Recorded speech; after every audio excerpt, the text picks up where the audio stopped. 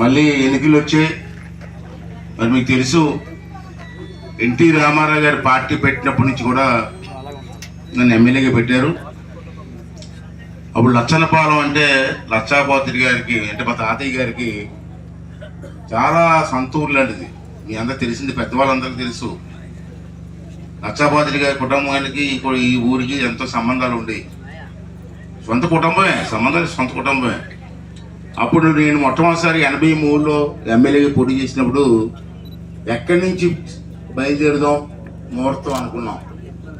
అప్పుడు నేను చెప్పాను కూడా, లచ్చాపాత్రి గారికి సొంతూరు లచ్చనపాలెం, అంచేది మొట్టమొదటి ఎలక్షన్కి ఈ ఊరి నుంచే ముహూర్తం చేద్దామని చెప్పి ఆ రోజులు వచ్చి ఇక్కడి నుంచి ముహూర్తం చేశాను. అంటే 42 సంవత్సరాల క్రితం. అలాగే ప్రతి 5 సంవత్సరాలకి ఎలక్షన్లో పోటీ చేస్తూ ఉన్నాం. నేను తప్పకుండా ప్రతి ఎలక్షన్కి వచ్చి ఇక్కడే కొబ్బరికాయ కొట్టి మీ అందరూ ఆశీర్వాదం తీసుకొని వెళ్తున్నాం. ఆ విషయం మీకు తెలుసు. అలాగే ఈ సంవత్సరం కూడా, ఈ ఎలక్షన్లో కూడా పూర్వం మాదిరిగానే ఇక్కడికి వచ్చి మీ అందరూ ఆశీర్వాదం తీసుకొని స్వామివారి దర్శనం తీసుకుని ఎలా తీసుకుని ఇక్కడ ముహూర్తం పెట్టాను ఈవేళ. మరి ఈవేళ చూశాను, చాలా సంతోషం. బాబ్జీ డిస్టర్బ్ చేస్తే నాకు ఈవేళ చూశారు. ముహూర్తం షాట్ అంటారు దీన్ని, సినిమా తీసారు ముహూర్తం షాట్ కొడతాం. అలాగే మీరు లచ్చనపాలెం ఇలా ముహూర్తం అదిరిపోయింది. అమలు పూజ చేసి కొబ్బరికాయ కూడా పోతామని వస్తే ఇది పబ్లిక్ మీటింగ్ లాగా అయిపోయింది. ఈవేళ ఓపెనింగ్ మీటింగే అదరగొడిస్తారు మీరు లచ్చనపాలెంలో. దానికి మా లచ్చనపాలెం నాయకుల్ని, ప్రెసిడెంట్ గారిని, పెద్దల్ని, ఆడవాళ్ళందరినీ, ఆడవాళ్ళు అడుగుకి పొట్లు పెడిశారు. ముందే నేను నలుపు, ఇంకా నలుపు అయిపోయాడు. ఆడతలు ఇచ్చి బ్రహ్మాండంగా ఆశీర్వదించారు. అలాగే ఈ మండల నాయకుల్ని కూడా మనస్ఫూర్తిగా అభినందిస్తున్నాను. అందరూ వచ్చారు ఆశీర్వదించడానికి. స్టార్ట్ చేస్తున్నాం ఇవాళ నుంచి. ఇప్పుడే కాదు, ప్రతి ఎలక్షన్కి కూడా మాగారపాలెం మండలం నాకు మెజార్టీ వస్తూనే ఉంది. చాలా టైట్గా ఉన్న రోజుల్లో కూడా, మొన్న నేను ఓడిపోయాను కదా, అప్పుడు కూడా మేము మాగారపాలెం మండలం మెజార్టీ వచ్చినారు. సరే, రాజకీయాల్లో ఓడిపోతూ ఉంటాం, గెలుస్తూ ఉంటాం, సహజం. దాని గురించి నేను బాధపడినా కానీ ఈ 40 సంవత్సరాలు కూడా, ఇందాక కుర్రోడు జనసేన నాయకులు బాబు మాట్లాడుతూ చెప్పాడు వాట, అయ్యన నేను ఎక్కడికి వెళ్ళినా మీ దేవుడు అంటే నర్సీపట్నం అని ఎవరు చెప్పినా అయ్యన బతుకు ఊరా అడుగుతారు. మరి అంత పేరు నాకు ఎలాగొచ్చిందంటే నా గొప్పతనం కాదు, అది ఎన్టీ రామారావు దయ వల్ల, మీ ప్రజలతో మీ అందరి దయ వల్ల. మీరు ఆశీర్వదించి పంపించారు కాబట్టి అసెంబ్లీలో మాట్లాడే అవకాశం నాకు వచ్చింది, పార్లమెంట్లో మాట్లాడే అవకాశం వచ్చింది, ప్రెస్ మీట్లో మాట్లాడే అవకాశం వచ్చింది. ఇది తప్పురా నా కొడక అని చెప్పి ధైర్యం వచ్చింది నాకు. ఆ ధైర్యమే ఈవేళ రాష్ట్రం ఎక్కడికి వెళ్ళినా మాట్లాడుతూ ఉంటారు, కలుస్తూ ఉంటారు. నేను ట్రైన్లో వెళ్తూ ఉంటాను, బస్సుల్లో వెళ్తూ ఉంటాను. వచ్చి సార్ బాగున్నారా సార్, అది ఎవడో నాకు తెలీదు, సార్ ఎవరున్నారా అంటారు. ఎవరు బాబు అని వాళ్ళ ఊరు. నన్ను తెలిసింటే టీవీలో చూస్తుంటారు సార్, సోషల్ మీడియా చూస్తుంటారు, బాగా మాట్లాడతారు సార్. ఆ మాట్లాడే అవకాశం ఇచ్చింది ఎవరు? మీరే కదా. నేను అసెంబ్లీకి వెళ్ళిపోయి మాట్లాడే అవకాశం నాకు అడుగుతాను. నర్సీపట్నం కూర్చుంది నేను. అటువంటి మీకు ఈ ఊరు వచ్చి ఆశీర్వాదం తీసుకోవడం కోసం మొత్తం వచ్చాను. చాలా బాగుంది. ఈవేళ శుభసూచకం, మంచి ముహూర్తంలో పెట్టుకున్నాను. వ్యక్తి బాగా ఆనందంగా ఉంది ఈ పని చేస్తున్నాను. లేకపోతే రాజకీయాలు ఎప్పుడు మాట్లాడుతూ ఉంటాం, మీరు చూస్తూ ఉంటారు. ఇందాక ప్రెసిడెంట్ గారు కూడా చెప్పారు ఆ కార్యక్రమాల గురించి. ఏదో నన్ను ఆయన బదులు ఇది చేసాడు, అది చేసాడు, ఇది చేసాడు చెప్పడం కాదు. ఎమ్మెల్యేకి నా ధర్మం అది. నాకు మంత్రి వచ్చింది. మంత్రిగా ఉన్నప్పుడు చంద్రబాబు గారు నాకు మంత్రి ఇచ్చారు, R&B మంత్రి, పంచాయతీ మంత్రి. ఆ మంత్రి దగ్గర డబ్బులు ఉంటాయి, గవర్నమెంట్ డబ్బులు. నాకు స్వార్థం ఉంటుంది. నర్సీపట్నం అంటే స్వార్థం ఉండదా? అదే మిగతా గ్రామాలకు తగ్గించి, మిగతా నియోజకవర్గం తగ్గించి మన నియోజకవర్గం ఎక్కువ తీసుకొచ్చాను. దాంట్లో కొన్ని పనులు చేసాం. ఈవేళ నా ఉద్దేశం ఏంటి, అయిన పోతాడు ఎన్నాళ్ళు వస్తామని మీరు అన్న మనకు 10 పెద్ద ఎక్కడ బతుకుతామా? ఇప్పుడు కూడా చచ్చిపోతాం కదా. చచ్చిపోయిన తర్వాత అయ్యన పోతుడు వాళ్ళు పని జరిగింది అని చెప్పుకోవాలని కోరుకుంటాను కదా. నేను ఆత్మార్థం కదా ఉండదా? ఉందమ్మా. చేసి పనులు మేము లేకపోయినా, బతికలేకపోయినా, చచ్చిపోయినా సరే చెప్పుకునేటువంటి పరిస్థితి లచ్చాపాత్రి గారు ఉన్నారు. మీ అందరికి తెలిసి కుటుంబం తిరిగిపోతుంది. లచ్చాపాత్రి గారు చనిపోయి ఎప్పుడైంది? 42 సంవత్సరాలు అయింది. అది చనిపోయిన తర్వాత నేను ఎమ్మెల్యే అయ్యాను. ఇప్పటికీ లచ్చాపాత్రి గురించి చెప్పుకుంటాం. ఎందుకు చెప్పుకుంటాం? అతను చేసిన పనుల గురించి. ఈవెన్ పాలిటెక్ కాలేజీలో, నర్సీపట్నం పాలిటెక్ కాలేజీ చెప్తే ఎన్టీ రామారావు గారు ఇచ్చారు. భూమి లేదు, ఎక్కడికి కట్టాలో అర్థం కాలేదు, లక్షాపతి భూమి ఇచ్చారు, ఊరికి ఫ్రీగా ఇచ్చారు. మరి ఆ భూమి గడి వేరు ఉంటే లక్షాపతి కుటుంబానికి సుమారు 50 కోట్లు 50 కోట్లు ఆ రోజు ఇప్పుడే ఇచ్చారు భూమి. ఇలాంటి మంచి పనులు చేశారు కాబట్టి చెప్పుకున్నాం. అదేవిధంగా నేను కూడా మీకు అందరికీ మనం చేస్తాను. ఆ విధానాలు కూడా నాకు చాలా సాయం చేశాను. నేను చెప్పాల్సింది మా ప్రెసిడెంట్ గారు చెప్పారు. ఇవాళ నర్సీపట్నం నుంచి తాళపాలెం వరకు చేసిన రోడ్డు ఎంత అనుకున్నారు మీరు? 33 కోట్లు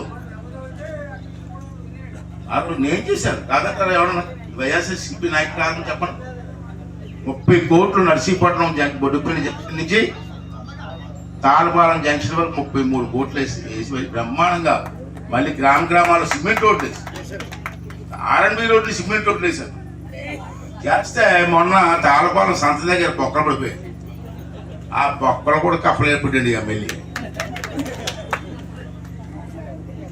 నేను అడిగేవాడిని వెళ్ళి ఆర్ఎండ్బి వాళ్ళని, ఒరే ఇంత మంచి రోడ్డు వేసాం కదా, అక్కడ చిన్న బొక్కలు పడిపోయింది, చాలా ఇబ్బందిగా ఉంది. ఆ తాళపాలెం సంత అంటే డబ్బులు లేవు సార్ అంటారు వాళ్ళు. ఆఖరికి అవసరం కూడా చెప్పాలా, ఆ బొక్కలు ఎవరు కప్ప చేస్తామన్నా? ఈ ఫ్యాక్టరీలో ఉన్నాడు కదా సూరపరాజు అక్కడ ఉన్నాడు కాంట్రాక్టర్. ఆయన రోజు విశాఖపట్నం కనపడ్డాడు నాకు. రోజు ఈ రోడ్డుని తిరుగుతారా, ఫ్యాక్టరీ కట్టుకున్నాను నాకు కొడుకున్నారా, ఆ బొక్కలు కప్పలేరా అని అడిగాను. అప్పుడు వాళ్ళు వచ్చి బొక్కలు చెప్పారు, గవర్నమెంట్ కాదు,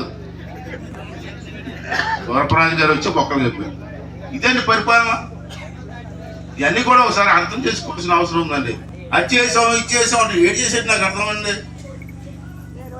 ఎక్కడ రోడ్లు వేసాడా, ఎక్కడ బొక్కలు కప్పాడా, ఏం చేసాడండి? చెరువులు తవ్వాడా? మన టైంలో నీరు చెట్టు కింద ఎన్ని చెరువులు తవ్వామండి, ఎన్ని చెట్లు సిమెంట్ లైనింగ్ చేసామండి, చెక్ డ్యామ్ కట్టామండి. మీ మాదాపల్లి దారిలో లైనింగ్ కూడా చేయించాను. ఇన్ని చేసినా సరే ఏదో చీప్గా మాట్లాడితే ఇలా అంటాడు. ఏంటి నువ్వు ఇచ్చింది? 10 రూపాయలు వేస్తున్నావు, 1000 రూపాయలు చెప్తున్నావు. అమ్మ మేము వచ్చి చెప్పాలి, ఆడవాళ్ళందరికీ కూడా మొగలకి అర్థం కాదు చెప్తాను. మేము తాగే మందు అమ్ముతారు షాపుల్లో, ఎంత అనుకుంటున్నారు గారు? మిగతా పెద్దలందరికీ హృదయపూర్వక కృతజ్ఞతలు నమస్కారాలు తెలుపుకుంటున్నానండి. ఇప్పుడే ఎన్ని అభివృద్ధి కార్యక్రమాలు చెప్పినా ఇంకా మర్చిపోతున్నారంటే అన్ని అభివృద్ధి కార్యక్రమాలు ఆయన చేసినవి కూడా మనం గుర్తుపెట్టుకోలేని పరిస్థితిలో మనం ఉన్నామంటే, ఎన్ని అభివృద్ధి కార్యక్రమాలు ఒక గ్రామంలోనే ఇంత చేసిన వ్యక్తి దమ్మున్న నాయకుడు అది అయ్యన్న పాత్రి గారు తప్ప ఎవ్వడం వల్ల కాదు కాదు కాదు. అది మనం గుర్తుపెట్టుకోవాలి. ఇప్పటికీ 5 సంవత్సరాలు అవుతుంది. రేపు ఎలక్షన్ 40 రోజుల్లో రాబోతుంది. వస్తుంటే ఇప్పుడు సగం రోడ్లు ఎక్కడెక్కడ వేసేసి నేను సంబరాలు చేసుకోండి, పండగలు చేసుకోండి అని చెప్తున్నాడు. ఈ రోజు ఒకటే చెప్తున్నాను, ఈ ఎమ్మెల్యే గణేష్ చేతగానాడు 12-18 సెల్ఫీలు తీసుకొని ఫోటోలు తీసుకోవడానికి చీఫ్ మినిస్టర్ దగ్గరికి వెళ్తున్నాడు తప్ప ఒక రోడ్డు కానీ, ఒక బోరు కానీ, ఒక ఏదన్నా చెయ్యాలన్నా కూడా సత్తా లేని నాయకుడు ఎమ్మెల్యే గణేష్ అనేది గుర్తుపెట్టుకోవాల్సిన అవసరం ఎంతైనా ఉంది. ఈ రోజు ఒకటే గుర్తుపెట్టుకోవాలి, లచ్చనపాలెంకి ఇది చేసాం, లచ్చనపాలెంకి ఇది చేసాం కాబట్టి మాకు ఓటేయండి అని చెప్పి ఇక్కడ అయ్యన్న పాత్రి గారు కానీ ఇక్కడ పెద్దలందరూ అడుగుతున్నారు. ఓన్లీ సీసీ రోడ్లకే 1,24,00,000 రూపాయలు ఖర్చు పెట్టిన ఏకైక దమ్మున నాయకుడు అయ్యన్న పాత్రి గ్రామానికి. ఏదంటే వాళ్ళు చెప్పమనండి, ఒక 10 లక్షలు తీసుకొచ్చానని. ఏమన్నా అంటే మా వాడు బటన్ నొక్కేస్తున్నాడు. ఏ బటన్ నొక్కుతున్నాడండి? అక్కడ బటన్ నొక్కుతున్నాడు, ఇక్కడ పడుతుంది, మళ్ళీ దాని మీద మీకు ఆయిల్ రేట్లు పెంచేసి, కందిపప్పు ఈ రేట్లన్నీ పెంచేసి మళ్ళీ వెనక లాగేస్తున్నాడు, మళ్ళీ పెట్రోల్ డీజిల్ లాగేస్తున్నాడు, దాంతో పాటు కరెంటు బిల్లు లాగేస్తున్నాడు, హౌస్ ట్యాక్స్ అంటాడు, చెత్త మీద ట్యాక్స్ అంటాడు, మళ్ళీ మందు నాసి రకం దమ్మి మనం ఆరోగ్యాలు పాడేసి అక్కడి నుంచి లాగేస్తున్నాడు. ఇవన్నీ డబ్బులు ఎక్కడి మన డబ్బులు వేస్తున్నట్టు వేసి మళ్ళీ పక్క నుంచి లాగేస్తున్నాడు. అలాంటివన్నీ కుర్చీ లాగిపోతే ఏం చేయాలనేది ఒకసారి ఆలోచించవలసిన అవసరం ఎంతైనా ఉంది. ఈ రోజు మనం చూడొచ్చు, అరాచకం పెరిగిపోయింది. మాకార్పాలలో కూడా ఇసుక దోపిడీ చేసేస్తున్నారు. ఆ ఇసుక దోపిడీ ఎలా చేస్తున్నాడు? వీడు పంచాయతీలో లైట్లు ఆపేసి మరి ట్రాక్టర్లు నడుపుతూ మధ్యలో కుర్రోడు అడ్డొచ్చాడని ఆ కుర్రోడిని కూడా గుద్దేసుకొని చంపేసి వెళ్ళిపోయారు. చంపినోడిని తీసుకెళ్ళిపోయి ఆ చచ్చిపోయాడో లేదో కనీసం మనిషిని చూడకుండా అంత దౌర్భాగ్య స్థితిలోని ఈరోజు మాకార్పాలెంలో వైఎస్ఆర్సీపీ నాయకులు ఉన్నారనేది గుర్తుపెట్టుకోవాల్సిన అవసరం ఎంతైనా ఉంది. ఇంకో వ్యక్తి జగన్మోహన్ రెడ్డి తిట్టాడట, తిడితే తీసుకుపోయి కిడ్నాప్ చేసేసి మండల పార్టీ ప్రెసిడెంట్ వైఎస్ఆర్సీపీ వాడిని మోకాల మీద కూర్చోబెట్టి ఒక యాదవ కుర్రోడిని ఎంత హింసించాడో మీ అందరూ కూడా మన కళ్ళతోటి వీడియోలో చూసాం. ఇలాంటి అరాచకాలన్నీ చేశారు. మన రామాలయం తీసుకొచ్చాం, బీసీ కార్పొరేషన్ లోన్లో 44 లక్షలు ఈ గ్రామానికి ఇచ్చారు అయ్యన్న పాత్ర గారు. కానీ ఈరోజు బీసీ కార్పొరేషన్ లోన్లు వేయండి, ₹1 ఇచ్చాడా? వైఎస్ఆర్సీపీ నాయకులు కానీ ఎవరైనా దమ్ముంటే నేను అడుగుతున్నాను, బీసీ కార్పొరేషన్ లోన్లు ₹1 ఇచ్చాడని నిరూపిస్తే మేము కూడా వెళ్ళిపోతాం రాజకీయాల నుంచి. ఈ రోజు ఒకటే ఆలోచించాలి, రైతు రుణమాఫీ కింద ఈరోజు మొత్తం చూసుకుంటే ఆ రోజు ₹1,23,00,000 ఇక్కడ చుట్టుపక్కల మన హ్యామ్లెట్ విలేజ్ కానీ అన్ని ఇవ్వడం జరిగింది. అలా ₹8,46,00,000 5 ఏళ్ళలోనే. నేను 40 సంవత్సరాల గురించి కూడా మాట్లాడలేదు. 5 ఏళ్ళలో అయ్యన్న పాత్ర గారు ఈ గ్రామానికి అభివృద్ధి చేస్తే ఈ రోజు కనీసం కాని దద్దములు ఈ వైఎస్ఆర్సీపీ నాయకులు అని చెప్పి సందర్భంగా సవనీయంగా మనం చేసుకుంటున్నాను. అందుకే మీ అందరికీ చెప్పదలుచుకుంది ఏంటంటే, నర్సీపట్నం అభివృద్ధి చెందాలన్నా, ఈ రాష్ట్రం అభివృద్ధి చెందాలన్నా అక్కడ చంద్రబాబు నాయుడు గారు రావాలి, ఇక్కడ అయ్యన్న పాత్ర గారు వస్తేనే మళ్ళీ ఈ నర్సీపట్నం వెలుగు చెందుతుందని చెప్పి ఈ సందర్భంగా చెప్పదలుచుకున్నాను. మీ అందరికీ తెలుసు, నేను కొత్తగా చెప్పవలసిన లేదు. ఐటీఐ కాలేజ్ తీసుకొచ్చింది అయ్యన్న పాత్ర గారు, డిగ్రీ కాలేజ్ తీసుకొచ్చింది అయ్యన్న పాత్ర గారు, పాలిటెక్నిక్ కాలేజ్ తీసుకొచ్చింది అయ్యన్న పాత్ర గారు, ఒక ప్రైవేట్ ఇంజనీరింగ్ కాలేజ్ ఇక్కడ తీసుకొచ్చింది అయ్యన్న పాత్ర గారు, అక్కడ ఎన్టీఆర్ స్టేడియం కూడా తీసుకొచ్చింది అయ్యన్న పాత్ర గారు. నర్సీపట్నం ని ఒక జిల్లా హెడ్ క్వార్టర్స్ చేయాలని, పోలీస్ స్టేషన్ ని కొంచెం పెద్దగా కట్టాలి, అక్కడ గ్రౌండ్ ఉంచాలని చెప్పి ఆలోచించింది అయ్యన్న పాత్ర గారు. ఎన్నో కాలేజీలు, విద్యా సంస్థలు అన్ని కూడా మన కుర్రవాళ్ళ భవిష్యత్తు బాగుండాలని తీసుకొచ్చింది అయ్యన్న పాత్ర గారు. 150 పడకల హాస్పిటల్ తీసుకొచ్చి దాంట్లో డయాలసిస్ సెంటర్ పెట్టింది అయ్యన్న పాత్ర గారు. ఆ 150 పడకలను ఒక్క పడక కూడా పెంచలేని, సత్తా లేని, దమ్ము లేని ఎమ్మెల్యేని ఏం చేయాలనేది ఒకసారి ఆలోచించవలసిన అవసరం ఎంతైనా ఉందని చెప్పి సందర్భంగా చెప్పదలుచుకున్నాను. అదే హాస్పిటల్లోని మాస్క్, పీపీ కిట్ అడిగిన డాక్టర్ ని తీసుకెళ్లి పిచ్చోడిని చేసేసి బట్టలు లేకుండా రోడ్డు మీద నిల్చోబెట్టి ఆ డాక్టర్ ని చచ్చిపోయేలా చేసింది ఈ ఎమ్మెల్యే అనేది ఒకసారి ఆలోచించవలసిన అవసరం ఎంతైనా ఉంది.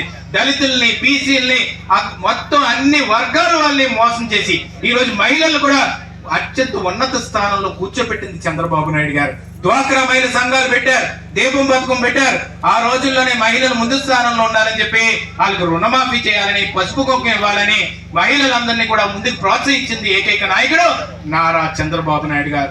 చిన్న పిల్లల్ని అడిగితే ఈ రోజు మన రాష్ట్ర రాజధాని ఏదంటే చెప్పలేని పరిస్థితుల్లో మనం ఉన్నామంటే ఎంత దిక్కుమాలిపోయాం అనేది ఒకసారి మనం అందరం ఆలోచించవలసిన అవసరం ఎంతైనా ఉంది.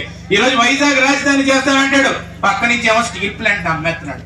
ఒక పక్కనేమో ఆ కొండని గుండి చేసేసి ఆ కొండ మీద 500 కోట్లు పెట్టి ఇల్లు కట్టాడండి. ఈ పేదవాడు ఎలాగవుతాడు నాకు అర్థం కాదు.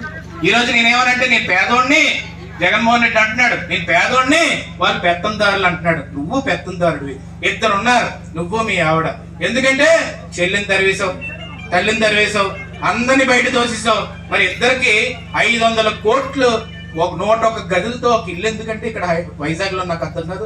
మళ్ళీ తాడేపల్లిలోని 98 గదులతో ఒక ఇల్లు, బెంగళూరులోని ఒక 100 గదులతో ఒక ఇల్లు, మళ్ళీ హైదరాబాద్ లోని ఒక 108 గదులతో ఒక ఇల్లు, మళ్ళీ పులివెందుల్లోని ఒక 50 గదులతో ఇల్లు. ఇన్ని ఇల్లులు నువ్వు పెట్టుకొని సెంటు భూమి పేదవాడికి ఇస్తానని చెప్పి, ఇల్లు కడతానని చెప్పి మోసం చేశావు. కాబట్టి ఈ రోజు అందుకనే ఒక్కసారి మీరు అందరూ ఆలోచించి నర్సీపట్నం నియోజకవర్గ అభివృద్ధిని ముందుకు తీసుకెళ్లవలసిన అవసరం ఎంతైనా ఉంది. దానికి అయ్యన్న పాత్ర గారికి మీరు ఓటేసి గెలిపించవలసిన అవసరం ఎంతైనా ఉందని చెప్పి ఈ సందర్భంగా సవనీయంగా మనం చేసుకుంటూ, మన గుర్తు సైకిల్ గుర్తుకు ఓటేద్దాం, అయ్యన్ని గెలిపిద్దాం, అభివృద్ధిని సాధిద్దాం, మళ్ళీ మన రాష్ట్ర వైభోగాన్ని మళ్ళీ తిరిగి తెద్దాం, చంద్రబాబు నాయుడు గారి నాయకత్వాన్ని ముందుకు తీసుకెళ్దాం. పవన్ కళ్యాణ్ గారు, చంద్రబాబు నాయుడు గారు ఉమ్మడి ప్రభుత్వాన్ని ఏర్పరచుకొని మళ్ళీ మన తెలుగు జాతి గౌరవాన్ని నందమూరి తారక రామారావు గారు ఎలాగైతే ముందుకు తీసుకెళ్లారో అదే విధంగా మన తెలుగు జాతి గౌరవాన్ని ముందుకు తీసుకెళ్లాలని చెప్పి ఈ సందర్భంగా మీకు సవినీయంగా మనం చేసుకుంటూ, రేపు మన పిల్లలకు కూడా భవిష్యత్తు బాగుండి జాబులు రావాలన్న, ఎందుకంటే ఈ మండలంలో జాబులు కూడా అమ్ముకుంటున్నారు. ఎంతో ఒకటి ₹1,00,000 ఇవ్వండి, 60,000 ఇవ్వండి, 50,000 ఇవ్వండి అని చెప్పి ఈ వైఎస్ఆర్సీపీ నాయకులు దోచుకుంటున్నారు. కాబట్టి మన ఊర్లోనే 4గురికి లంచం తీసుకొని జాబులు వేయిస్తానని డబ్బులు దొప్పుతున్నారంట. ఇంకా అంతకంటే దారుణం ఇంకోటి ఏమైనా ఉంటుందండి? జాబ్ వస్తుందని చెప్పి మామూలుగా చాలా మంది డబ్బులు పాపం వాళ్ళు అప్పులు చేసి కడతారు. కానీ వాళ్ళు మోసం చేస్తున్నారు. కానీ అయ్యన్న పాత్రుడు గారు వచ్చిన తర్వాత అన్ని విధాలుగా కూడా మన పిల్లల భవిష్యత్తు బాగుండే విధంగా ఆయన ఆలోచిస్తారని చెప్పి ఈ సందర్భంగా సవినీయంగా మనం చేసుకుంటూ నాకు ఈ అవకాశాన్ని ఇచ్చిన పెద్దలందరికీ పేరు పేరున శిరసు వంచిన హృదయపూర్వక కృతజ్ఞతలు తెలుపుకుంటున్నాను. మహిళలు చాలా మంది ఉన్నారు, వాళ్ళందరూ కూడా మండలంలో మనం ఎక్కడికి వెళ్ళినా కూడా మహిళలకు చెప్పవలసిన అవసరం ఎంతైనా ఉంది. మనకి ఏమొచ్చినా కానీ అవన్నీ కూడా వెనక్కి వెళ్ళిపోతున్నాయి. నాసిరకం మందుతోటి మన ఇంట్లో వాళ్ళ జీవితాలు పాడు చేస్తున్నాడు. ఏమనంటే మద్యపాన నిషేధం అని చెప్పాడు. ఇక్కడ మీరు చూడొచ్చు, మనకి 15,000 రూపాయలు